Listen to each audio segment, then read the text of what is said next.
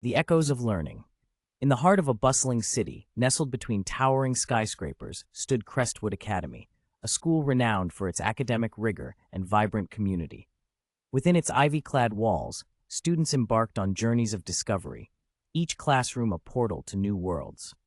Amelia, a perceptive and introspective student, often found solace in the school's library, a sanctuary filled with the musty scent of aged books and the soft rustle of turning pages. Here, she unearthed stories of resilience and dreams, which ignited her own aspirations. Despite her academic prowess, she struggled with the pervasive pressure to excel, often feeling like a mere cog in the relentless machinery of competition. One day, while perusing a dusty tome on philosophy, she stumbled upon a quote that resonated deeply. "Education is not the filling of a pail, but the lighting of a fire." Inspired, Amelia decided to initiate a project that would encourage her peers to embrace knowledge, not merely as a means to an end, but as a catalyst for personal transformation. She organized an ideas exchange, a weekly gathering where students shared passions beyond the curriculum.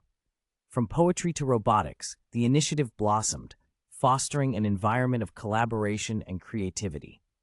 The echoes of laughter and spirited debates filled the hallways, transforming the once staid institution into a vibrant tapestry of ideas. As the project flourished, Amelia realized that school was not just an institution for academic achievement. It was a crucible for forging connections and igniting passions. In the heart of Crestwood Academy, amidst the echoes of learning, she discovered the true essence of education, a journey not just of the mind, but of the soul.